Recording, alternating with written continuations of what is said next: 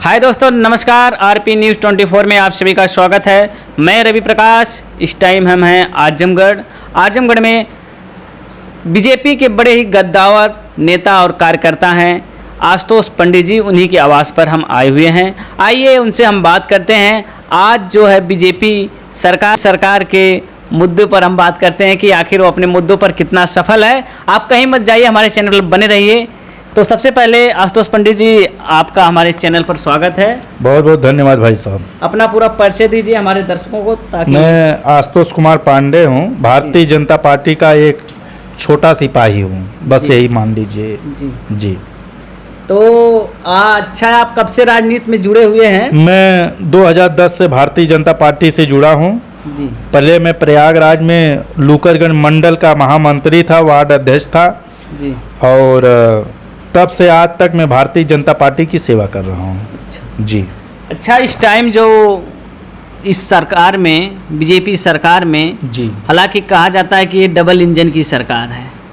उत्तर प्रदेश में आदित्यनाथ योगी जी हैं माननीय, और केंद्र सरकार में नरेंद्र मोदी जी हैं जी।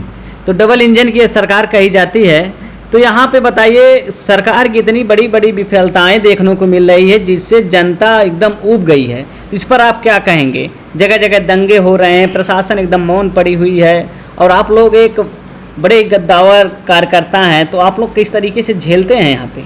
देखिए भाई साहब, ये सिर्फ विपक्ष के लोग कह रहे हैं जी।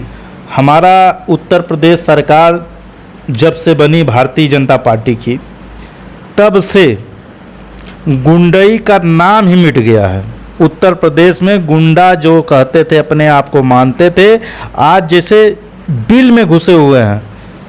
मुझे वह दिन याद है भाई साहब कि जब मैं प्रयागराज से राजनीति करता था और बैंक ऑफ बड़ौदा में मैं गया था किसी काम से, और वहाँ दो लोग आते हैं कहते हैं कि ये अतीक अहमद का पैसा है, इसको तत्काल जमा किया जाए। और मैनेजर बोलते हैं 5 मिनट वेट करिए, मैं अभी करता हूँ। उसी समय 2 थप्पड़ मारते हैं मैनेजर को।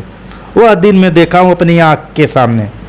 लेकिन आज अतीक ऐसे माफिया मारे गए उत्तर प्रदेश को, जो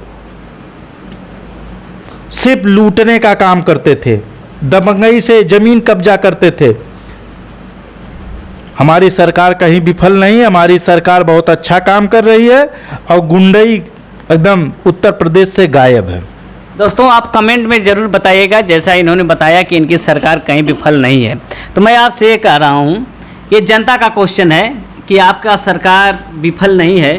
तो ये जो अभी हाल में आजमगढ़ की घटना है, सनी कुमार को ले लीजिए, पुलिस कस्टडी में उनकी हत्या हो गई, या लोग बोलते हैं कि वो आत्महत्या कर लिए, लेकिन पुलिस कस्टडी में कोई आत्महत्या कर सकता है।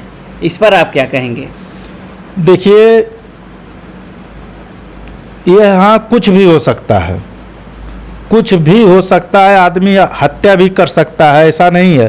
काफ़ी लोग हत्या कर रहे हैं, आत्म खुशी के लिए आत्मदाह कर ले रहे हैं। इसकी जांच का विषय है, ये नहीं कि मेरे सरकार का दोष है। उसमें हमारे सरकार के द्वारा उस पर जांच बैठाई गई है, जो सही होगा उस पर सख्त से सख्त कार्रवाई की जाएगी। अच्छा, अभी हाल में ही आजमगढ़ की घटना में सारे आप लोगों को इससे रूबरू करा रहा हूँ कि राजभरों का बोया हुआ खेत था गेहूं का जी, उसको ठाकुरों ने जबरदस्ती कटवा लिया। तो क्या एक गुंडा राज नहीं चल रहा है यहाँ पे? न उन्हें प्रशासन की डर है, न सरकार की डर है। अब देखिए भाई साहब, ये संज्ञान में हमारे नहीं है, और ऐसा कुछ नहीं है। कहीं कोई ठाकुर जबरदस्ती नहीं की है। जो जिनका खेत था वो अपना काटे हैं। एक कहने की बात है, एक गलत बात है, इसका कोई कमेंट नहीं। मेरे पास तो हमने खुद गया था वहाँ पर, उनका इंटरव्यू भी लिया है। आप हमारी अगर वीडियो देखते होंगे तो जाने होंगे। तो जो काटे हैं उनका नाम क्यों नहीं सामने आया? थाने में FIR क्यों नहीं दर्ज हुई? ये सब विपक्ष के लोग ही कहवा रहे हैं, ऐसा कुछ नहीं है। हम लोग वहाँ पर गए थे सर। आप गए थे तो आज तक FIR क्यों नहीं हुआ? ये बताइए मुझे। FIR हो जानी चाहिए ना। ऐसा कुछ नहीं है, ये सिर्फ विपक्ष जैसे वो लोग बोलते हैं ना, राजभर परिवार, राजभर समाज बोलता है कि ऊपर से दबाव आता है, आप बीजेपी वाले नेता उसके साथ खड़े हो जाते हैं तो इस तरीके से अगर चलता रहेगा, भारतीय जनता पार्टी हर जात के साथ खड़ी है। ये कहने की बात है, भारतीय जनता पार्टी जात नहीं देखती है, विकास देखती है, हर वर्ग के साथ खड़ी है, जात के नाम पे नहीं खड़ी है। हर गरीब, हर मजदूर, हर किसान, हर नौजवान के साथ खड़ी है। ये सिर्फ विपक्ष के लोग कहते हैं और कहवाने का काम कर रहे हैं, उनकी दाल कहीं गल नहीं रही है। यानी आपके कहने का मतलब है कि बीजेपी गरीब, मजदूर और सबका मतलब साथ, सबका विकास के जी, साथ चल रही है। जी, तो ये जी। महंगाई क्यों इस तरह बढ़ रही है और बेरोजगारी इतना? आप ये बताइए, महंगाई कहाँ बढ़ी है? इसको महंगाई आप कहते हैं? लोग कहते हैं तो मैं न्यूज देखता हूँ, टीवी में देखता हूँ, मुझे हंसी आती है इस बात की। जहाँ 20 रुपया की मजदूरी होती थी, आज 400 दिहाड़ी हो गई, इसको महंगाई करते हैं? जहाँ 10,000 300 से सैलरी मिलती थी, आज 40,000 सैलरी ले रहे हैं, 50,000 सैलरी, इसको महंगाई करते हैं? सरकार तो दे रही है, ले कहाँ रही है? ये सिर्फ विपक्ष के लोग बार बार कहते हैं महंगाई है, महंगाई है, और उनको कुछ कहने का है ही नहीं, उनके पास कोई शब्द ही नहीं है। सिर्फ महंगाई महंगाई करके सरकार को बदनाम करने की कोशिश करते हैं। लेकिन जनता इस समय पूरा मन बना के चल रही है, सिर्फ भारतीय जनता पार्टी, अन्यथा कोई नहीं। अच्छा, आपको पता है कि सरकार जो है, बीजेपी सरकार, गवर्नमेंट किन मुद्दों पर आई थी? क्या उस मुद्दों पर ये सफल है, आपको लगता है? हाँ, पूरा सफल है। भारतीय जनता पार्टी जिस मुद्दों पे आई थी वो सफल है। महंगाई हमारी एकदम, इसको महंगाई कहते हैं, महंगाई एकदम, शायद आज कांग्रेस की सरकार रहती, सपा की सरकार रहती तो इससे दुगुना महंगाई रहती। और आज भारतीय जनता पार्टी की सरकार है, जो सिलेंडर लेने के लिए लाइन लगती थी, जो सरकार आप कह रहे हैं कि उस पर खड़ी उतरी तो खड़ी उतरी, आज घर घर सिलेंडर आ रहा है। कहाँ ये लोग बात करेंगे? सिर्फ ये सिर्फ बहकाने का बात होती है। ये लोग सिर्फ विपक्ष के लोगों को बहला रहे हैं, फुसला रहे हैं, लेकिन तब भी सफल नहीं हो रहे हैं, क्योंकि हर गरीब इस समय भारतीय जनता पार्टी को अपने दिल और गहराइयों से आशीर्वाद दे चुका है और आगे भी देता रहेगा। अच्छा, ये महंगाई की जैसे 4 मुद्दों पर आई थी आपकी सरकार, जी, सीमा सुरक्षा, शिक्षा और स्वास्थ्य जी। तो इस पर आप क्या कहेंगे? शिक्षा आपकी यहाँ की क्या है, चल रही इस टाइम? इतनी महंगाई शिक्षा हो गई है, प्राइवेट में पढ़ाने के लिए लोग मजबूर हो जा रहे हैं, और प्राइवेट की ऐसी हालत है कि वहाँ पर किताबों का दाम इस तरह बढ़ रहा है, फीस का दाम इस तरीके से बढ़ रहा है, इस पर आप क्या कहेंगे? अच्छा, ये बताइए भाई साहब कि क्या हमारी सरकार कह रही कि आप प्राइवेट स्कूल में पढ़ाइए? ये कह रही है? प्राइवेट स्कूल में तो हम लोग भेज रहे हैं, हमारे बच्चे जा रहे हैं, लेकिन सरकार तो सुविधा दे रही है, सरकारी विद्यालयों में जाइए, लेकिन हमारे बच्चे, हम लोग खुद ज़बरदस्ती प्राइवेट में भेज रहे हैं, और सरकार अच्छी खासी स्कूल चला रही है, सैलरी दे रही है। सरकार तो बार बार कह रही है, प्रचार करवाती है कि आपके बच्चे हमारे सरकारी विद्यालय में पढ़ें, लेकिन कोई नहीं भेज रहा। इसमें सरकार का कौन सा दोष है? वहाँ पर गार्जियन का ये कहना है कि गवर्नमेंट में जो टीचर हैं पूरा उपलब्ध नहीं टीचर हैं। अब बताइए, 5 क्लास चलेगा, 3 अध्यापक रहेंगे तो किस तरीके से काम चलेगा? ये गलत बात है। जो ये शिकायत करने वाले हैं, ये सरासर झूठ बोलते हैं। ये अब बताइए, प्राइवेट स्कूल में इंटर पास बच्चों को पढ़ाने के लिए रखा जाता है 2000 में, उनकी शिक्षा ज़्यादा है, और जो बीएड करके मेहनत करके आज टीचर सरकारी विद्यालयों में बने हैं, क्या वो गलत पढ़ाते हैं? खाली ये कहने की बात है, ये सरासर गलत है, और सिर्फ सरकार को बदनाम करने की सिर्फ कोशिश होती है। अच्छा, ये बताइए, जैसे आजमगढ़ में 10 विधायक हैं समाजवादी पार्टी के और 2 सांसद हैं, क्या इनसे आपकी कभी किसी बात को लेकर के विरोध हुआ है? जो देवारा को लोग जाने के लिए पसंद नहीं करते थे कि अरे नहीं जाएंगे, रोड खराब है, वो दिनेश लाल यादव निरहुआ जी ने बनवाया। खाली समाजवादी पार्टी सिर्फ वोट लेने का काम करती है, आजमगढ़ में कुछ नहीं किया। माननीय धर्मेंद्र जी ने, आपने सुना होगा, उनका संसद भवन में उन्होंने संसद में बोला कि निरहुआ ने सिर्फ कागजी कोई काम नहीं किया था, बस ऐसे ही बोलबाला करके बस चल दिए थे। इस पर आप क्या कहेंगे? आपने सुना था कि नहीं उनका वो संवाद? मैं सब सुनता हूँ भाई साहब, उनके घर और खानदान, जमीनी स्तर पर कोई काम नहीं किए थे, बस ऐसे नहीं, जमीनी स्तर पर पूरा काम हुआ।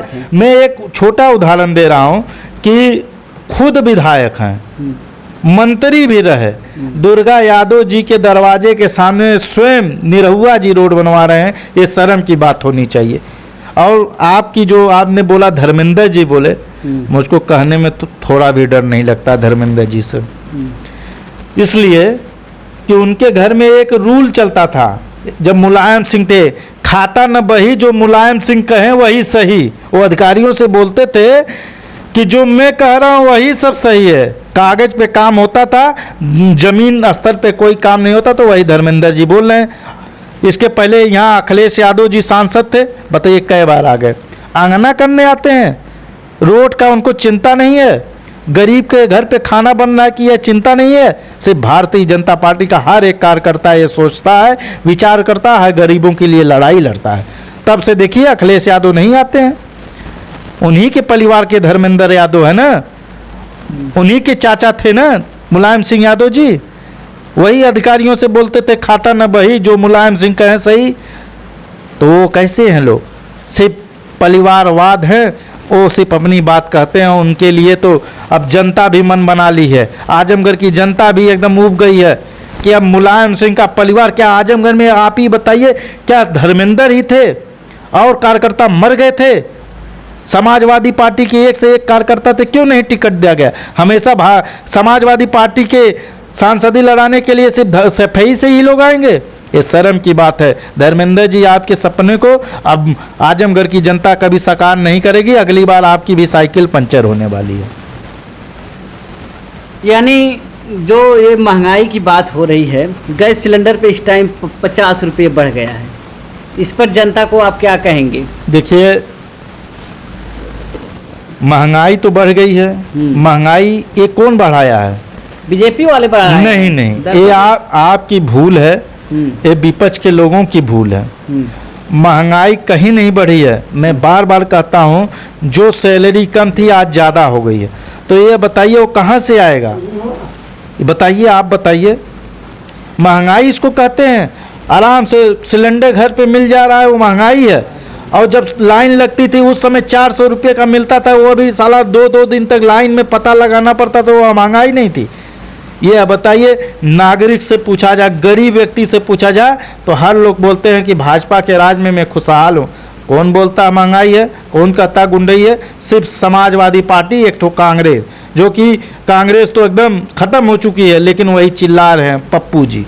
और बताइए, गरीब आदमी से पूछिए, वो कुछ नहीं पूछती है। प्रचार करने जाइए, कुछ नहीं पूछती, बस बोलती है मोदी को न देना है, मोदी को देंगे।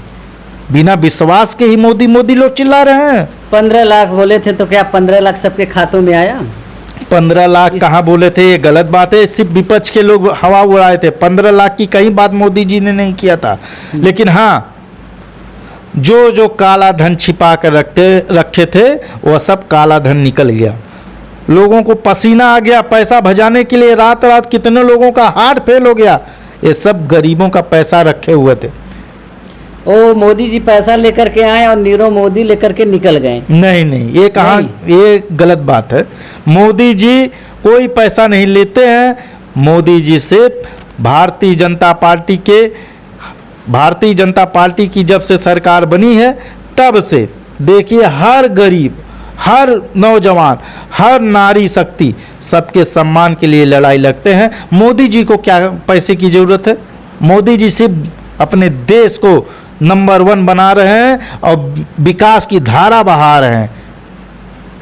अच्छा, देखिए हमने इनसे बात किया है, ये बोले कि मोदी जी विकास की धारा बहा रहे हैं और यहाँ के दबे कुचले सभी लोगों के साथ खड़े हैं। तो दोस्तों, आप कमेंट बॉक्स में ज़रूर इनका जो इस तरीके से भी रहेगा उत्साह बढ़ाइएगा। तो मैं आखिरी में आपसे एक क्वेश्चन करूंगा कि हमारे दर्शकों को आप क्या कहना चाहेंगे?